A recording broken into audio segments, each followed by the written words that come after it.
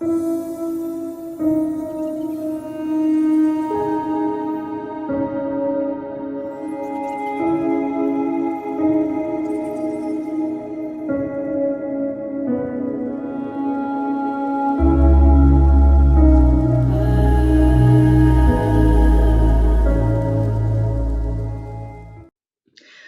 à tous, c'est Elisabeth, j'espère que vous allez bien. Je vous retrouve aujourd'hui pour une nouvelle vidéo thématique concernant cette fois-ci la nuit noire de l'âme. Donc c'est une vidéo que j'avais très envie de faire, déjà depuis longtemps, parce que j'ai annoncé qu'elle était en préparation il y a déjà pas mal de temps, mais je ne fais pas toujours comme je voudrais et comme je pourrais. Comme je pourrais? Si? Non? Enfin bref. Je fais pas toujours comme je veux parce que tout simplement je suis très prise et vous le savez, ça devient de plus en plus difficile de gérer mes groupes Facebook, ma page Facebook, mes mails, tout ça, mon téléphone auquel je ne réponds plus depuis plusieurs semaines déjà, je sais, mais je suis obligée parce que sinon je n'y arriverai jamais à faire ce que j'ai à faire. Donc, j'avais très envie de me poser en ce samedi après-midi de canicule autour de ce sujet que j'ai déjà préparé à l'écrit et qu'il ne me restait plus que à tourner pour poster sur YouTube. Vous avez vu un peu? Voilà, donc je suis très contente de faire cette vidéo pour vous parce que je pense que cette vidéo va parler à plusieurs personnes, notamment les personnes qui sont dans des phases un petit peu difficiles de vie et qui sont en train de perdre espoir certainement. J'ai pas mal de gens qui m'écrivent justement en me disant ça, en me disant « Ouais, mais c'est dur, Elisabeth, j'en ai marre, etc. » Ce que je peux comprendre, je comprends tout à fait, même si on n'a pas l'impression comme ça, mais je peux tout à fait comprendre, oui, moi aussi, j'ai eu des périodes de vie qui étaient extrêmement difficiles, et c'est ça que j'ai envie d'aborder avec vous, en toute franchise, en toute transparence aussi, et puis je pense que cela va certainement vous aider à vous dire « Ah bah oui, effectivement, on a tous des périodes difficiles. L'important, c'est de réussir à les gérer et puis à les traverser pour en sortir grandi. » Ça, c'est ma vision des choses, bien sûr, vous le comprenez maintenant. Et comme je le précise à chaque fois que je fais une vidéo sur YouTube, je vous dirais que je n'expose que ma vérité, que ma façon à moi de voir les choses est libre à tous d'avoir une vision différente, bien évidemment. Il n'y a pas de manière, je dirais, standard de vivre et de ressentir les choses. Nous sommes tous différents, il est donc tout à fait normal que nous ayons une vision des choses qui sera, elle aussi, différente. Poursuivons. Donc, j'ai fait quelques petites recherches, parce que bon, je ne suis pas complètement neuneu non plus. Je me suis dit que j'allais quand même regarder un petit peu la définition que donnaient la plupart des gens sur la nuit noire de l'âme, parce que bah, c'est le domaine spirituel, donc dans le domaine spirituel, vous savez bien comment c'est. On va tous avoir une vision différente, donc on va avoir des appellations différentes et des définitions différentes, ce qui est tout à fait logique. Et quand j'ai regardé un petit peu ce qui se passait, j'ai été sur un site internet, j'ai trouvé un truc, ça m'a parlé, j'ai dit ok, là je suis plutôt d'accord. Donc on sépare en fait sur ce site internet, on donne plusieurs définitions de ce qu'on peut appeler la nuit noire de l'âme. Il y a des personnes par exemple qui vont dire que la nuit noire de l'âme c'est une crise existentielle destinée à vous amener à accoucher de vous-même. C'est assez puissant quand même, comme vision des choses. C'est-à-dire qu'au final, on va traverser une période de crise tout simplement pour nous diriger ou nous aider à devenir quelqu'un d'autre. Ce qui n'est pas, je dirais que c'est très intéressant quand même comme façon de voir les choses, d'accord? Donc c'est vraiment comme une étape finalement très importante de vie dans laquelle il faut abandonner tout ce qu'on est pour devenir quelqu'un de nouveau. Moi, ça me paraît clair, j'espère que pour tout le monde c'est clair. Donc au final, on se rend compte que cette crise est obligatoire. Et ça retombe sur ce que je dis souvent quand je fais des consultations de voyance, à savoir que c'est la vie qui nous façonne. Donc il n'y a pas de bon ou de mauvais chemin. Je pense que même quand on a une étape de vie qui est difficile, elle n'est pas là par hasard, elle est là pour nous apprendre quelque chose. Soit on apprend et on comprend la leçon qui nous est donnée, soit on ne la comprend pas et à ce moment-là, on va refaire la même erreur. Vous voyez ce que je veux dire? C'est que très souvent, quand je fais des consultations de voyance, comme ça, les gens me disent « Voilà, j'ai une décision à prendre, il faut que j'aille à gauche ou à droite. Vous pouvez me dire, Elisabeth, quelle est la meilleure option ?» Et en fait, je dirais que les deux options sont bonnes. On va passer par des chemins qui sont compliqués, peut-être par des échecs, pourquoi pas, mais cet échec-là, normalement, doit nous faire comprendre quelque chose. Si on ne comprend pas la leçon, effectivement, on va nous la resservir. Je prends souvent le même exemple. Je dis toujours, par exemple, il y a une personne qui va venir me voir en me disant, voilà, Elisabeth, j'ai pas de bol. Mon premier mari était un abruti fini, c'était un pervers narcissique, manipulateur, il m'a bousillé ma vie, enfin bref, voilà. J'ai réussi à le quitter, youpi. J'ai rencontré quelqu'un d'autre, lui aussi c'était un con. Il m'a aussi bousillé, je suis encore tombée sur un homme qui était pervers narcissique, manipulateur, méchant, violent, physique, etc. La totale. La question serait, est-ce que le troisième homme que je vais rencontrer va aussi être complètement désaxé? Je pense que là, on est tous d'accord qu'elle a raison, cette dame, de se poser des questions. Eh ben, très souvent, je lui demande, est-ce que vous avez compris? Ah oui, oui, oui. Ah oui, oui, oui. Ben, j'ai compris, plus jamais, plus jamais, plus jamais. Je dis, voilà, en fait, je pense que dans une relation, quelle qu'elle soit, que ce soit une relation amicale, ou une relation amoureuse, ou une relation, il faut qu'il y ait un équilibre. S'il y a un déséquilibre dans cette relation, bah, la personne qui est en face va forcément profiter de ça. Ça, c'est ma vision des choses, hein. Attention, je précise quand même, parce qu'on n'est pas à l'abri d'une incompréhension. Donc, je pense que quand on est dans une relation, même amicale, hein, s'il y a une personne qui est plus dévouée, qui est plus dans l'excès, qui est plus dans la générosité, qui est plus dans tout ça, elle va créer elle-même un déséquilibre. Donc, si on est trop gentil, les gens ne seront pas forcément gentils avec nous. Ben non, ça se saurait. Ça se saurait. Si vous rendez service plus à tout le monde, c'est pas pour autant que les autres vous rendront service. Donc vous créez vous-même un déséquilibre. Moi je pense que dans une relation, ça doit être 50-50. On doit donner autant qu'on doit recevoir. Parce que sinon il y a un déséquilibre qui se crée et forcément ça va avoir des conséquences. Je pense qu'une personne qui aura eu plusieurs relations néfastes, négatives et qui de ce fait aura ressenti forcément beaucoup de souffrance et beaucoup de frustration, je ne suis pas persuadée qu'elle comprenne le message et la symbolique de ce que ça veut dire. Peut-être que si tu avais été moins gentil, peut-être que si tu avais été moins généreuse, peut-être que si tu avais moins donné de ta personne, cette personne en face n'aurait pas réagi comme ça. Donc souvent je dis ça, je dis voilà, vous avez eu 2 échecs sentimentaux dans votre vie, est-ce que vous avez compris que vous créez vous-même un déséquilibre? Donc la prochaine fois que vous rencontrez quelqu'un, n'essayez pas de donner 90% pour recevoir 10. Parce que quand on donne 90, on ne reçoit pas 90, hein, on reçoit 10. Il faut donner 50, il faut recevoir 50. Apprendre à doser une relation, quelle qu'elle soit. Je pense déjà que ça peut éviter beaucoup de problèmes. Voilà, c'était un petit aparté.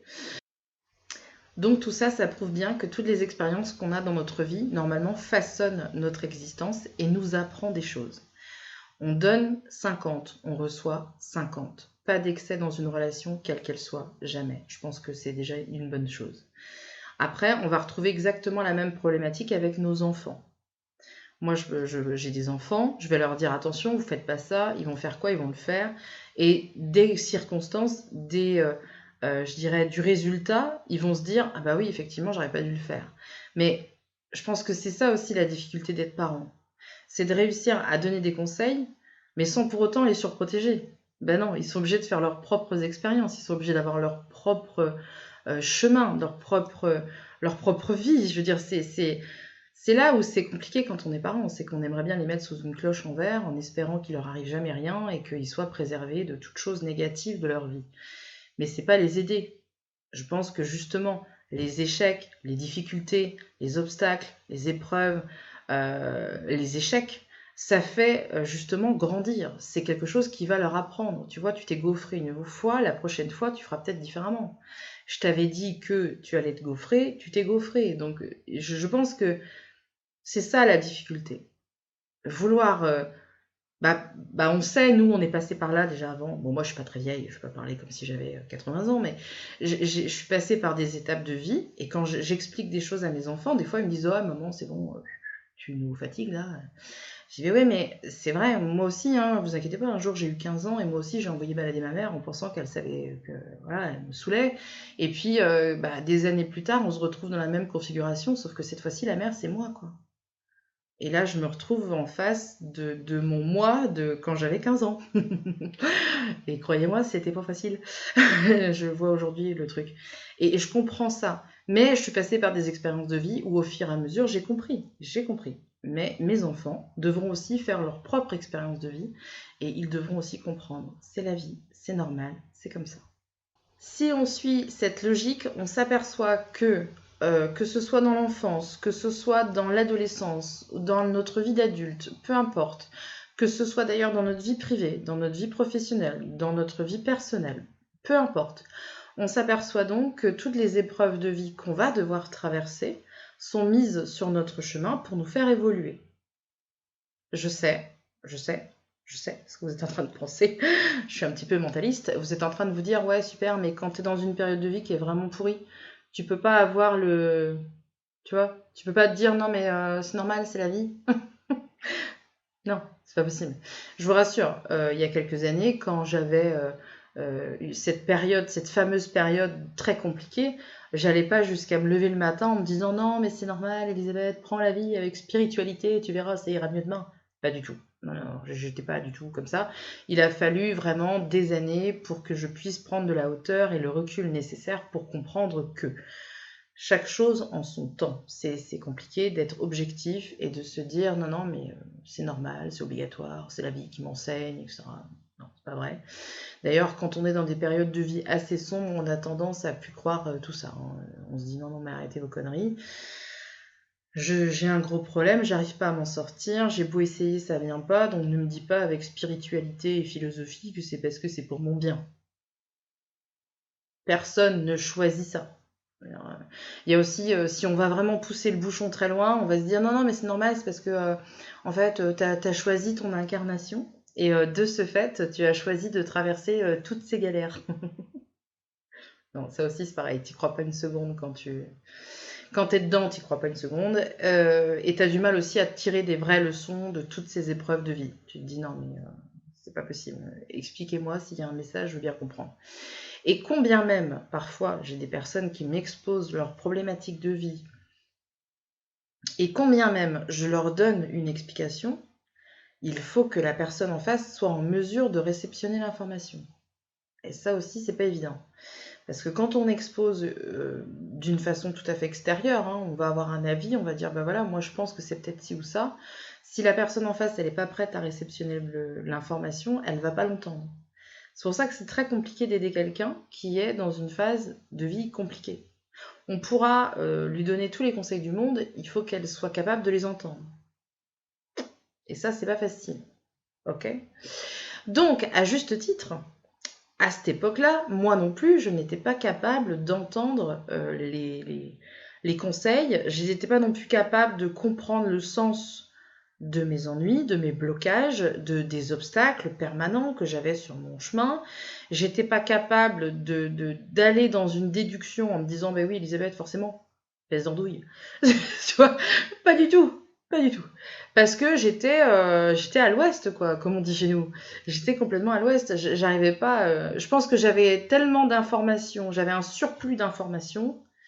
J'étais pas objective avec moi-même parce que je pense que mon ego à ce moment-là était certainement pas en mesure d'entendre et de conclure quoi que ce soit. Donc forcément, j'étais pas dans l'accueil, j'étais pas dans la réception, donc je ne comprenais pas et je m'obstinais sur un chemin qui n'était pas le bon. C'est aussi simple que cela. Et c'est ça aussi, finalement, avec le recul, ce que j'arrive à comprendre. Et c'est là où je veux essayer de vous éclairer. C'est que moi, sur l'instant, je ne pouvais pas comprendre. J'étais pas en mesure de comprendre. Euh, c'est quand même, comment je vous dirais, c'est des années et des années de blocage. C'est pas un petit blocage qui a duré 15 jours. Hein. Non. Non, non, non. Alors, blocage au niveau sentimental, non, j'étais pas bloquée. Donc déjà, c'est pas mal. C'est-à-dire qu'il faut mieux se concentrer sur un axe qui va bien. Parce que il arrive parfois que vous ayez tout qui soit bloqué, tous les axes, personnel, professionnel, sentimental, familial, tout est bloqué. Moi, sur le plan sentimental, ça allait. Ça, c'était le seul truc positif. Ça va. Même si nous avons eu des hauts et des bas, bien sûr, comme tout le monde, mais ça allait. Au niveau familial, oh my god, c'était lourd, comme on dit, c'était très très lourd. Donc au niveau familial, extrêmement compliqué. Pendant des années et des années et des années, puisque je me traînais, entre guillemets, le problème entre mes parents. Le problème relationnel entre mes parents, ça n'a jamais été. Mon père, j'en ai déjà parlé, je ne vais pas revenir là-dessus. Donc au final, le problème de ma mère devenait mon problème à moi. Donc j'ai aidé l'excès, Elisabeth, l'excès. J'ai voulu aider ma mère qui n'avait plus les armes en fait pour se défendre. C'est exactement ça. C'est-à-dire que j'ai essayé de porter à bout de bras les problèmes de ma mère alors que je ne suis pas ma mère. Analyse cette phrase, Elisabeth. Et pourtant, je vous assure que quand je dis ça, ça prend sens encore aujourd'hui. Donc j'ai voulu en fait aider ma mère dans son divorce, dans sa séparation, dans les problèmes qu'elle avait à gérer, qu'elle avait aussi à gérer avec mes frères et sœurs. Enfin voilà, j'ai essayé de me substituer à ça, complètement. Et de ce fait, je me suis vue gérer des problèmes qui n'étaient pas les miens. Au lieu de rester en dehors et au lieu de me dire non, mais Elisabeth, stop, arrête tout. Non, moi j'y allais, mais j'y allais à 200%. Hein. J'y allais bien. Donc au final, je me retrouvais à gérer des problèmes qui n'étaient pas les miens. Au niveau familial, du moins. Au niveau professionnel, c'était la merde. On ne peut pas dire les choses autrement. J'y arrivais pas. Enfin, je veux dire, c'était pas possible. J'arrivais pas à rester au bon endroit. Je suis en train de réfléchir et je crois que le plus court que j'ai fait dans une entreprise, dans une société, ça doit être à peu près 12 minutes. Oui, le genre. Parce que j'avais une vingtaine d'années, c'était une entreprise, j'avais trouvé du boulot comme ça parce que il fallait bosser quoi. Donc voilà, tu postules, t'es prise, youpi, t'es convoqué à 14h, youpi, tu visites l'entreprise à 14h02 et à 14h15, tu t'engueules avec la DRH. Voilà, parce que problème avec la hiérarchie, problème avec l'autorité, problème avec... Enfin voilà quoi. Ça a été mon gros problème et je pense que ça aussi c'était certainement de l'ego à l'époque. Parce que je supportais pas... Enfin j'avais aussi un traumatisme avec mon histoire de vie, je veux dire. Par rapport à l'autorité, j'ai toujours eu un problème avec ça, mais je me suis aussi rendu compte que dans une entreprise... on pouvait très bien vous convoquer un matin et mettre 50 personnes autour d'une table et puis vous avez un mec qui vous dit « Bon, allez mecs, la semaine prochaine, vous venez tous habillés en rouge. Vous avez des questions ?» Ouais, moi j'ai une question. C'est rouge, c'est rouge grenat, c'est rouge rubis, c'est rouge quoi. Voilà. Moi, si on me dit pas pourquoi il faut que je vienne habillée en rouge, je vais venir habillée en vert quoi.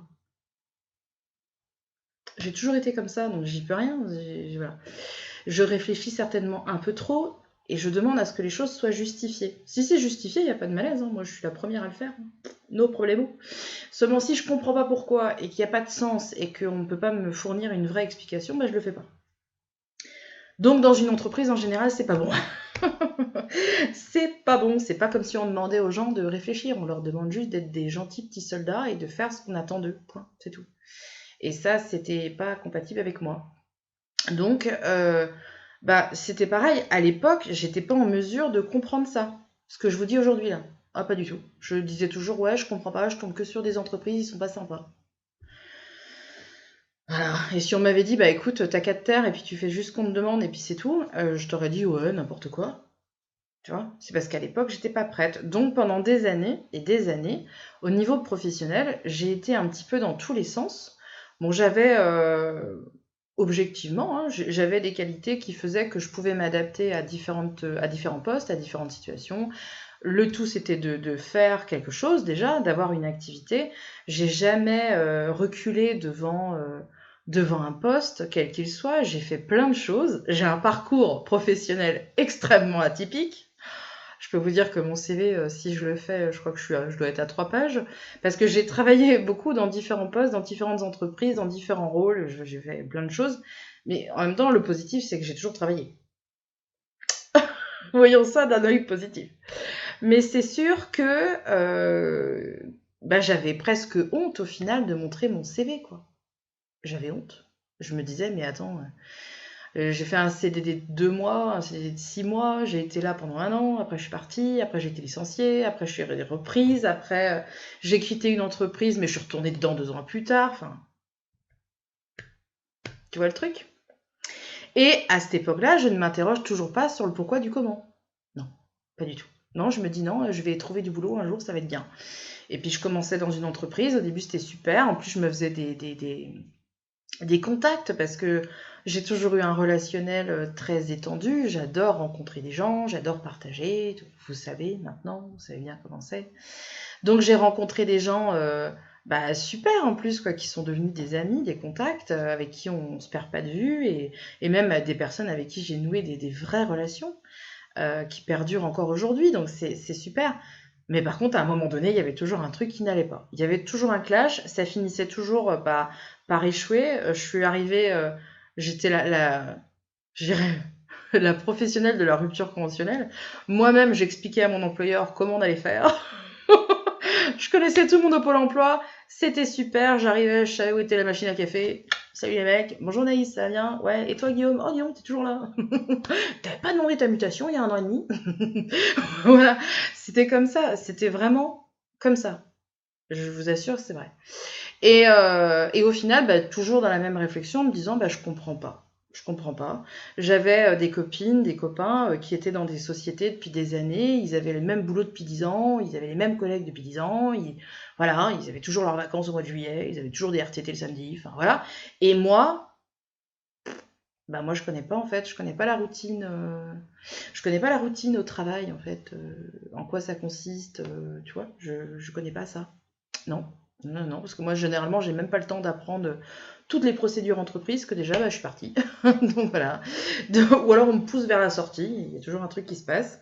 Donc, du coup, au niveau professionnel, effectivement, ça a été très atypique, jusqu'à bien sûr ce comment dire, que je rencontre une personne qui a été déterminante, effectivement, dans mon évolution professionnelle. J'ai été recrutée dans la cuisine, j'ai été commerciale en cuisine, je dessinais des...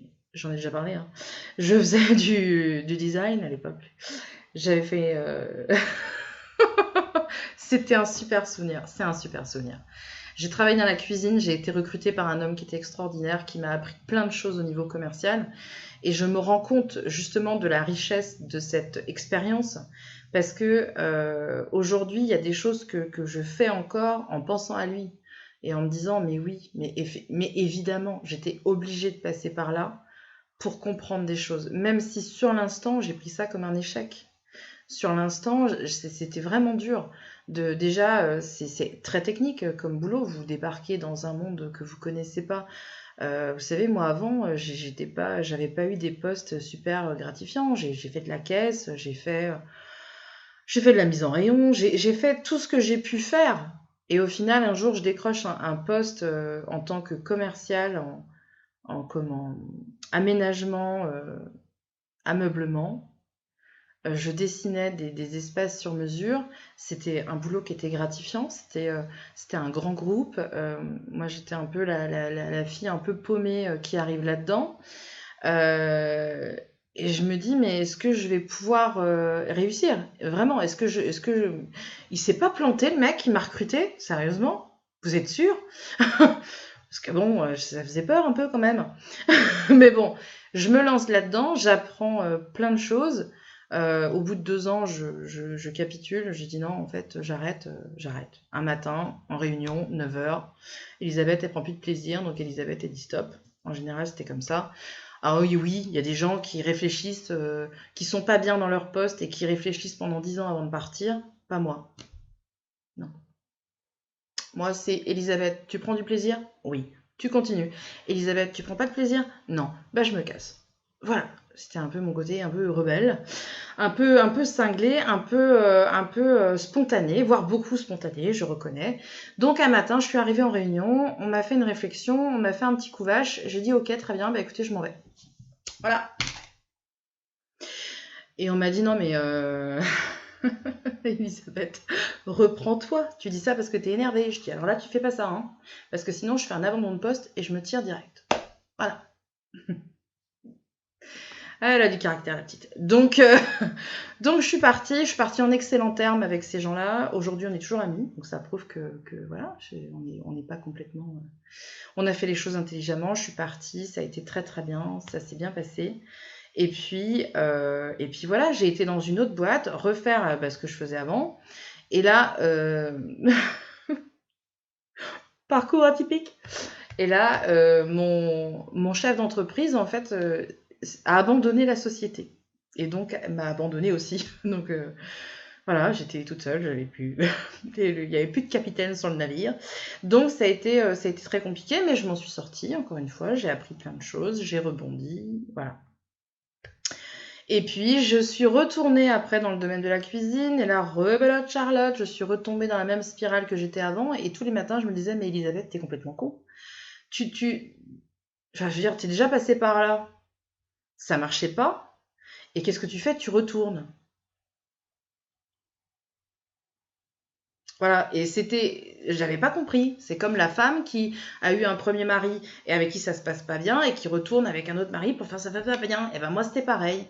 J'avais eu une première expérience où j'aurais dû comprendre, une deuxième expérience foireuse et qu'est-ce que je fais? Je refais la même chose 3 fois. Sérieusement, Elisabeth. Sérieusement. Donc là, j'avais tous les indicateurs quand même qui me poussaient vers l'extérieur où on me disait mais Elisabeth, mais tire-toi quoi. C'est pas bon, il faut que ça s'arrête. Et je savais hein, que c'était pas bien, sauf que je ne voulais pas reconnaître que j'étais pas bien. Voilà, ego.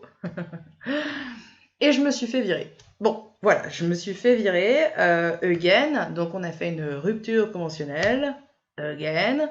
Et je me suis retrouvée sur le carreau encore une fois. Et là, je me suis dit, bon, Elisabeth, il va falloir quand même que tu comprennes le message. Je crois que la cuisine, ce n'est pas pour toi.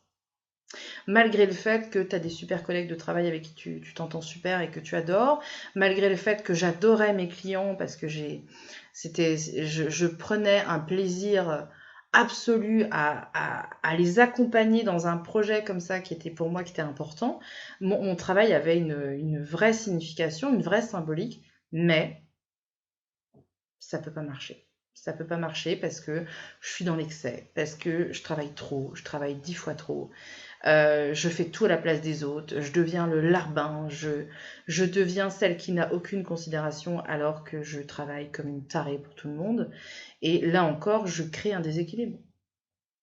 Et le jour où il y a un problème, eh ben sur qui ça tombe?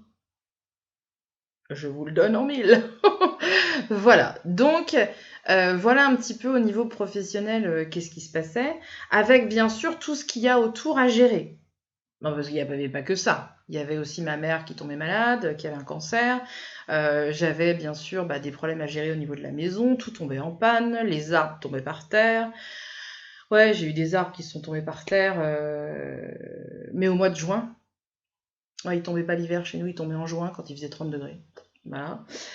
Donc tout ce qui est administratif, tous les problèmes au niveau de la maison, tout qui tombe en panne, tout qui est cassé, enfin les problèmes financiers. Bah oui, quand vous êtes au chômage, vous n'êtes pas milliardaire, hein, ça se saurait. Donc forcément, tu ajoutes à ça un problème de voiture, on a failli se tuer, un incendie, la maison a brûlé.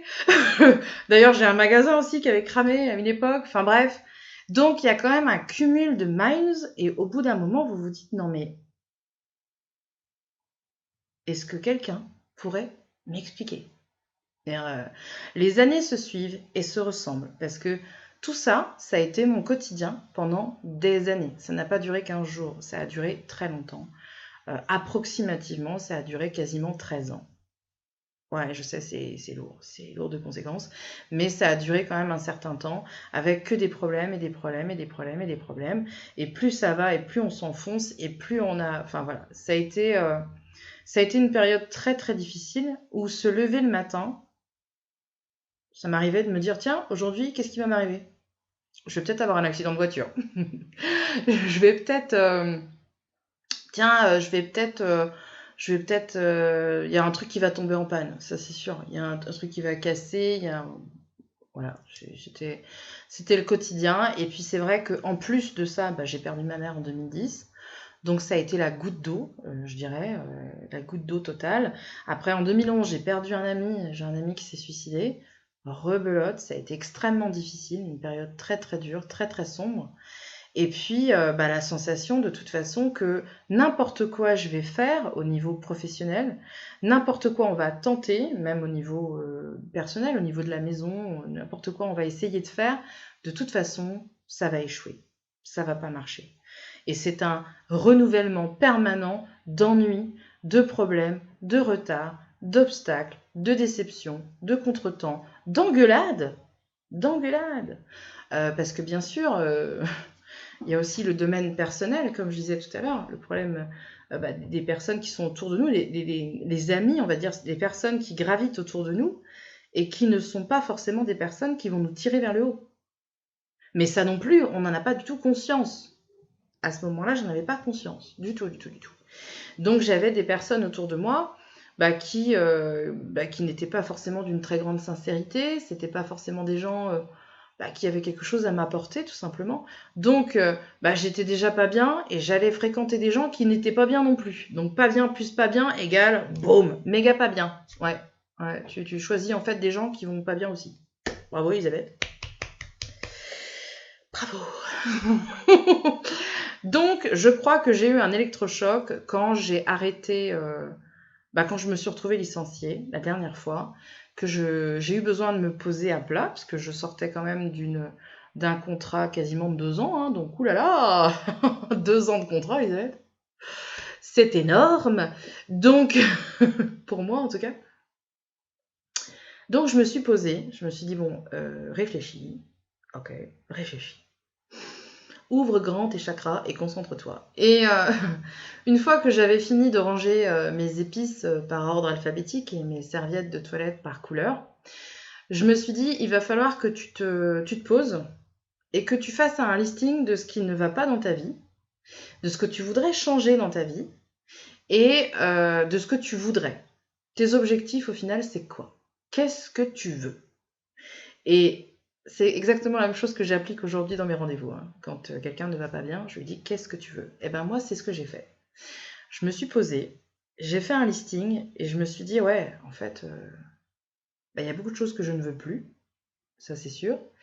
Et qu'est-ce que je veux ? Au final, je crois qu'on veut tous la même chose, on veut être heureux. C'est tout. On ne demande pas plus, pas moins. » Donc, sur ce listing, j'ai noté mes objectifs. Et l'objectif numéro 1, c'était de trouver une stabilité au niveau professionnel. C'était ça que je voulais, déjà. Parce que je me disais, si déjà j'ai une stabilité par rapport à ça, ça va aller mieux. Ok. Ensuite, objectif numéro 2, ne plus prendre la place de ma mère. C'est fini, ma mère est partie. Et je n'ai pas, des années après son décès, à prendre la place de la mère. Et à me récolter, du coup, à gérer des problèmes qui ne sont pas les miens, de mes frères et sœurs, des problèmes papier, des problèmes de machin. Stop. Ça, il faut que ça s'arrête. 3, il faut que tu arrêtes de fréquenter des gens qui te tirent vers le bas. Ça suffit. Il vaut mieux avoir 3 ou 4 bons amis sur qui tu peux compter plutôt que d'en avoir 40 qui, au final, ne servent à rien et qui te fréquentent uniquement par intérêt et qui ne sont pas là quand on a besoin. Ok. Et voilà, je me suis fait ma petite checklist comme ça pour réussir à trouver vraiment une solution et me sortir de tout ça. Ça a été extrêmement difficile parce que j'ai dû faire face à, je pense, des choses que je savais. J'avais conscience qu'il y avait des choses à changer, mais je voyais ça comme étant une montagne à gravir et que il va falloir encore que je fasse ça. Et c'est comme, enfin, comment on appelle ça? C'est comme on procrastine. Ouais, je crois que c'est ça. Hein. Je suis un peu dyslexique, alors des fois je m'en mêle les pinces. Mais je crois que c'est ça. C'est de se dire, voilà, il y a tout ça à faire. Oh la vache, viens, c'est Ça fait beaucoup là quand même. Et pourtant, c'est ce que j'ai fait. J'ai pris les choses dans l'ordre, étape par étape. Et je me suis dit, voilà, maintenant, je vais couper les ponts déjà avec les personnes qui me font pas du bien, qui me tirent vers le bas, qui m'apportent rien. Je vais me retrouver. C'était ça. Je vais me retrouver déjà avec moi. Et maintenant, il faut que je trouve, il faut que je trouve ma voie, il faut que je trouve ma place en tant que femme, en tant que maman, en tant que tout ça. Et voilà, je fais un reset. Donc au final, c'est comme si j'avais dû faire le deuil de ma vie d'avant. Vous savez, quand on dit des fois qu'on a un épisode de vie où c'est une nouvelle vie. Il y a des gens qui disent ça, bah voilà, j'ai changé de boulot, ah bah c'est une nouvelle vie. Eh ben moi, c'est pareil. J'avais envie d'une nouvelle vie. J'avais envie d'un nouveau départ. J'avais envie de quelque chose de nouveau où finalement j'arrêterais de laisser passer tout le monde avant moi, de laisser le plaisir et le bonheur de tout le monde avant le mien. C'est fini. Terminé. J'en ai marre. J'en ai marre de me sacrifier, de me faire du mal, parce que je me suis fait du mal quand même, hein, de m'obstiner alors que si ça se trouve ça sert à rien. Et je vais arrêter cette logique-là. Maintenant, je vais être plus en phase avec ce que moi j'ai envie de faire. Et je vous assure que c'est pas facile. Hein. Parce que là, on pourrait en rire, mais c'est pas facile. Hein. De réussir à inverser complètement votre vapeur, en oubliant absolument toute votre éducation et le principe éducatif dans lequel vous avez été élevé. Fais un effort avec ta sœur, fais un effort avec ton frère, et fais ci, et fais ça, et fais plaisir. Tout ça, j'ai tiré un trait. J'ai tiré un trait, et maintenant je me disais, fais-toi plaisir à toi. Qu'est-ce qui te fait plaisir à toi? Qu'est-ce que toi tu as envie? Qu'est-ce qui te ferait plaisir? Et c'est cette manière-là qu'il a fallu que comme une reprogrammation, en me disant maintenant, non, arrête, stop, stop. Tu vas d'abord te faire plaisir à toi. Fais-toi plaisir. Qu'est-ce que tu as envie? Qu'est-ce que tu veux faire? Où tu veux aller? Et ça a été une métamorphose totale dans ma vie. Je pense que j'ai effectivement fait le deuil de ma vie d'avant et que j'ai décidé tout simplement de m'autoriser le bonheur, de m'autoriser d'être heureuse, même si c'est peut-être égoïste. Il y a des gens qui vont dire « Ouais, mais t'es égoïste ». Bah peut-être, mais n'empêche que pour être heureuse, il fallait que je le fasse, il fallait que je change de méthode parce que celle que j'ai essayée avant, manifestement, ça marchait pas. Donc, rechangement total, revirement de situation. Et puis, il fallait que je trouve du boulot. Qu'est-ce que je vais faire? On reprend les mêmes, on recommence. Qu'est-ce qu'on va faire? Et donc là, je me dis, bon, déjà, je crois que la cuisine, c'est mort. Hein, je crois que là, on a bien compris. J'ai voulu m'associer. C'est vrai qu'à un moment donné, on m'a proposé de m'associer. Pour des raisons de santé, ça a été compliqué. Donc, du coup, j'ai vu ça encore comme un signe. Donc, je me suis dit, bon, Elisabeth, comprends le message, là, il faut vraiment que tu arrêtes. Et puis, juste à ce moment-là, puisque le hasard n'existe pas, il n'y a pas de hasard, ça c'est pas vrai, ça n'existe pas, eh ben, je suis sollicitée par une association qui s'occupe des personnes qui sont malades du cancer dans les hôpitaux des Côtes-d'Armor. Et on me demande tout simplement si j'accepte de figurer sur la liste des coupeurs de feu. Et puis, on me demande si je peux éventuellement déposer des cartes dans les hôpitaux pour parler de mon activité, puisqu'il y a tellement de gens aujourd'hui, malheureusement, qui sont atteints du cancer, que on cherche régulièrement des coupeurs de feu comme ça pour aller aider les personnes qui souffrent des effets de brûlure liés au traitement de chimio et de radiothérapie.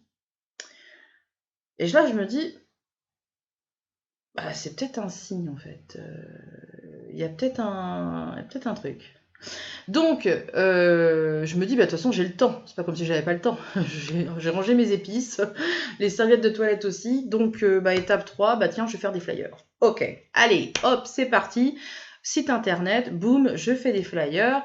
Et puis, je vais déposer mes flyers dans les hôpitaux. Voilà.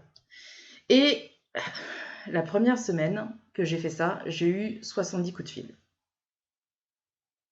Donc là, je me suis dit, effectivement, Si je voulais un signe, c'est peut-être un signe. Donc, je me suis dit, bon, Elisabeth, jusque-là, tu faisais du bénévolat, c'est-à-dire que tu aidais les gens bénévolement, tu sillonnais les Côtes d'Armor avec ta voiture pour aller aider les gens, tu allais chez eux, tu allais dans les hôpitaux, tu allais partout. Au bout d'un moment, le bénévolat, tu vas être obligé d'arrêter. C'est pas possible. Mais là, deuxième problème, et pas des moindres, c'est-à-dire que si je me mets à mon compte en faisant ça, eh ben tout le monde va savoir que je fais ça. Et là, on retourne sur le problème que j'ai depuis toujours, un problème vieux d'il y a 30 ans, c'est qu'il va falloir à un moment donné que j'accepte d'être médium. Ah! En voilà un problème.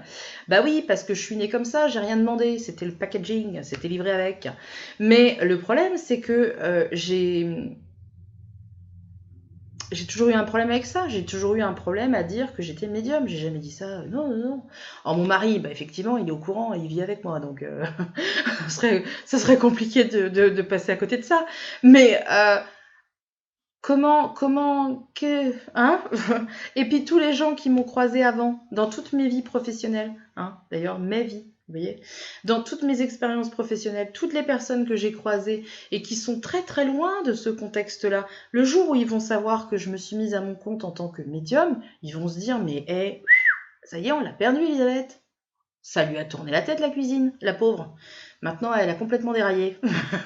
Donc, il fallait assumer ça. Et là, remise en question totale. Autant le bénévolat, t'es pas obligé de t'afficher trop parce que bon, voilà. Puis magnétiseur, ça passe, c'est un truc, coupeuse de feu, tout ça, ouais, super. Mais médium, oh là là, ça va être compliqué ça. Donc j'ai tout préparé. J'ai préparé mes papiers, j'ai préparé ma création d'entreprise, j'ai préparé ma grille tarifaire, j'ai préparé tout ce que j'ai eu à préparer. Et je me suis lancée dans le vide. Je me suis lancée en me disant, bon j'y vais. Je vais rester très floue par rapport à mon activité professionnelle, tout ça. Les gens n'ont pas besoin de savoir ce que je fais. C'est pas obligatoire. Voilà. Et puis, j'ai commencé bien sûr à recevoir des personnes, j'ai eu des consultants qui sont venus me voir, ça a commencé à prendre, ça a pris même très très bien, dès le début, tout de suite. Et les gens, à chaque fois qu'ils venaient chez moi, ils me disaient, dis donc, vous n'êtes pas facile à trouver, il n'y a pas de panneau, c'est pas indiqué. Je dis, ouais, je sais. Je sais. Donc à un moment donné, je me suis dit, bon Elisabeth, arrête tes bêtises, il va falloir quand même que tu sois beaucoup plus concrète, assume ce que tu es, basta, tu auras toujours des gens qui comprendront, des gens qui comprendront pas, des gens qui te croiront, des gens qui te croiront pas, mais après tout, c'est la vie, et ça te permet aussi peut-être de faire un filtre, tu vois, peut-être que tu vas te rendre compte encore une fois que tu avais des gens qui t'entourent et qui ne sont pas prêts à t'accepter tel que tu es vraiment. C'est ça aussi, aimer les gens. Aimer les gens, c'est les aimer. Voilà, c'est le package, quoi. Je veux dire, s'ils m'aimaient vraiment, s'ils m'appréciaient vraiment, que ce soit en amour, en amitié, peu importe, si la personne t'aime, elle doit t'accepter comme tu es. Et je me suis dit, vas-y, allez, vas-y. Donc j'ai fait une jolie plaque. Voilà. J'ai fait une jolie plaque. J'ai été chez mon copain, à qui je fais un bisou, voilà, qui a un magasin spécialisé là-dedans. J'ai fait ma jolie plaque, ok, j'étais super contente, je la réceptionne, waouh, elle est belle, tout, ouais, c'est super. Elisabeth, Leloir, médium, machin, ouais, elle est super. Maintenant, il faut la mettre sur le mur.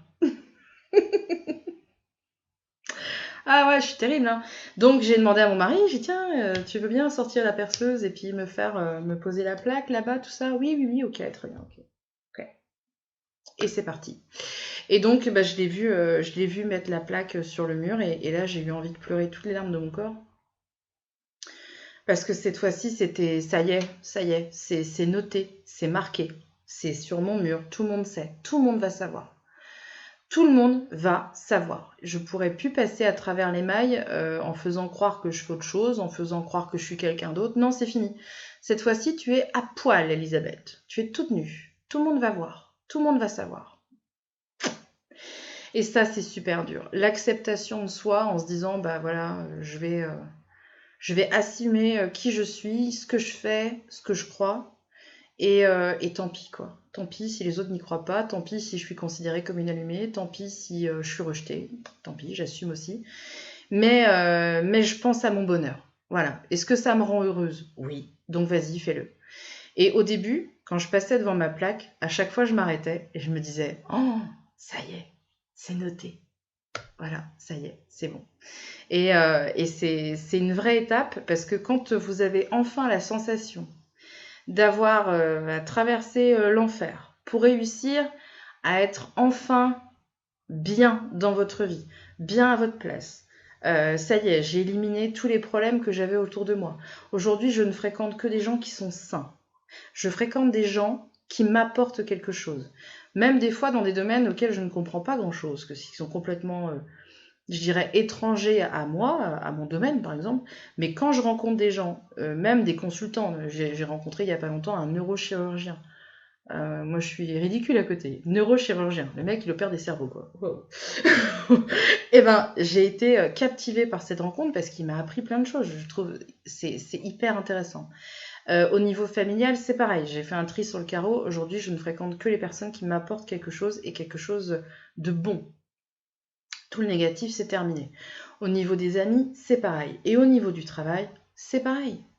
Donc au final, j'ai réussi, malgré tout, malgré toutes ces étapes de vie qui étaient très compliquées, j'ai réussi à comprendre les leçons. J'ai réussi aussi à faire taire mon ego en me disant hey, toi tu te tais parce que laisse tomber. Et je reconnais aujourd'hui que j'ai eu des torts, je reconnais que j'ai fait des erreurs, je reconnais que je suis pas parfaite. Bah non, laisse tomber. J'ai plein de défauts en vrai. Et c'est ça aussi qui m'a permis d'atteindre cette sensation de bien-être et de bonheur dans lequel je suis aujourd'hui. Alors en plus, le coup c'est qu'il me faut pas grand-chose pour être heureuse, hein. Il suffit juste d'avoir des gens qui sont bien autour de moi. Mes enfants vont bien, mon mari va bien, et ça c'est formidable, ça vaut tout l'or du monde. La semaine dernière, j'ai été accompagner une jeune femme qui a 21 ans et qui est en phase terminale d'un cancer. J'ai eu une discussion avec elle pendant 3 heures. Je suis sûre d'ailleurs qu'elle va regarder cette vidéo parce que elle m'a dit je vais regarder ta vidéo. Il faut que ça sorte. Dépêche-toi Elisabeth parce que je veux voir ta vidéo. Donc et je vais lui dédicacer d'ailleurs cette vidéo. Voilà, Cassandre, elle est pour toi celle-là. Et quand je vois des gens comme Cassandre qui sont en fin de vie, qui savent pertinemment ce qui va se passer. Voilà, ils savent très bien que à 21 ans, on peut mourir d'un cancer, mais on peut aussi mourir à 8 ans d'un cancer. Il n'y a pas de logique, en fait. Et quand on a la santé, quand on a des choses positives dans notre vie, il faut donner plus d'importance à ces événements positifs qu'aux événements négatifs. Ça aussi, j'ai réussi à comprendre. J'ai réussi à relativiser aussi là-dessus, ce qui me permet d'avoir cette sensation de bonheur. Moi, je me réveille le matin, déjà, je suis heureuse. C'est con, vous allez me dire, c'est con. Bah ouais, mais moi, je suis heureuse. Je fais une belle rencontre, là, comme j'ai fait vendredi. J'ai Valentine, qui regardera certainement d'ailleurs cette vidéo, j'espère. J'ai Valentine qui est venue me voir, c'est la deuxième fois qu'elle est venue me voir. Je lui ai fait un contact médiumnique, c'était fabuleux, j'ai passé un super moment avec elle. C'est une femme absolument rayonnante. Et ça, c'est un vrai bon moment. Et je me nourris aujourd'hui de ces moments positifs, même si ma vie n'est pas toute rose. Bien sûr que non, arrêtez de vous mentir. Ma vie n'est pas rose, j'ai des problèmes comme tout le monde, j'ai des soucis comme tout le monde, j'ai des choses qui me contrarient comme tout le monde, sauf qu'aujourd'hui, j'arrive à valoriser beaucoup plus les événements positifs de ma vie que les événements négatifs. Et je pense que ça aussi, ça peut aider n'importe qui à s'en sortir. Tant qu'il y a de la vie, il y a de l'espoir. Voilà. C'est très beau. Je suis très contente de ma conclusion. Pour synthétiser un petit peu, parce que c'est vrai que je suis partie loin, vous allez encore me dire oui, mais Elisabeth, tu parles toujours de tes histoires, c'est chiant. Bah oui, mais en même temps, je pense que la personne qui regarde cette vidéo et qui ne va peut-être pas bien dans sa vie se dit bah tiens, au final, aujourd'hui, Elisabeth, elle va bien. Tout va bien, il n'y a pas d'ombre au tableau, la vie est belle, c'est formidable, c'est samedi. Je vais me faire un petit barbecue avec mes enfants ce soir. On va boire une bonne bouteille de vin, parce que j'adore le vin. Et voilà, la vie est belle. Parce que je me satisfais de ça aussi. Hein, voilà. Mais ça peut aider par résonance, je pense. On peut se dire, bah oui, bah, si elle a vécu ça, qu'elle a réussi à en tirer un enseignement, qu'elle a compris et qu'elle a modifié sa façon de faire pour avoir un résultat différent de ce qu'elle obtenait avant, bah, ça veut dire que moi aussi, Si je prends une feuille et un crayon et que je me pose 5 minutes et que je me dis voilà, aujourd'hui ma vie elle est comme ça, voilà les difficultés que je ressens, qu'est-ce que j'ai envie de changer et qu'est-ce que c'est mon objectif? Qu'est-ce que j'ai réellement envie? C'est quoi l'objectif? Qu'est-ce que je veux vraiment au final?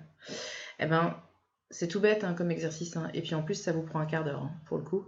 Mais il faut avoir le courage aussi de changer, le courage de comprendre, de se remettre en question, d'assimiler la leçon et surtout de ne pas recommencer. Vous ne pouvez pas toujours faire la même chose en espérant avoir un résultat différent. Il faut changer. Vous êtes obligé de vous faire un petit peu du mal. Vous êtes obligé de sortir de votre fameuse zone de confort, comme on dit dans le domaine spirituel. Et vous êtes obligé de d'oser amorcer un changement pour qu'il y ait vraiment un changement dans votre vie. Et je pense que la nuit noire de l'âme, on pourrait voir ça comme quelque chose de négatif. Et je pense au final que c'est un ensemble de faits qui, au final, est un enseignement nous permettant d'évoluer et de devenir meilleur. Je vous remercie encore une fois de me suivre sur YouTube. Merci de m'avoir regardé, d'avoir regardé cette vidéo jusqu'au bout. Je sais, vous êtes nombreux aussi à me dire « Dis donc Elisabeth, tu fais plus beaucoup de vidéos sur YouTube, c'était mieux avant. » Ouais, je sais, mais je ne peux pas être au four et au moulin et je passe beaucoup de temps sur le groupe coaching, je fais beaucoup de live, je fais beaucoup de choses. Donc c'est vrai que j'ai pas forcément le temps de faire des vidéos sur YouTube, mais pourtant je continue à en faire. Et je vais d'ailleurs profiter de mon été pour en tourner quelques-unes que je diffuserai avec parcimonie de temps en temps, comme ça, pour vous faire plaisir. Voilà, je vous souhaite à tous un excellent été. Surtout, profitez bien de tous les plaisirs que la vie vous offre. Savourez votre chance d'être en bonne santé. Et je vous dis bien sûr à très bientôt pour d'autres vidéos. Salut!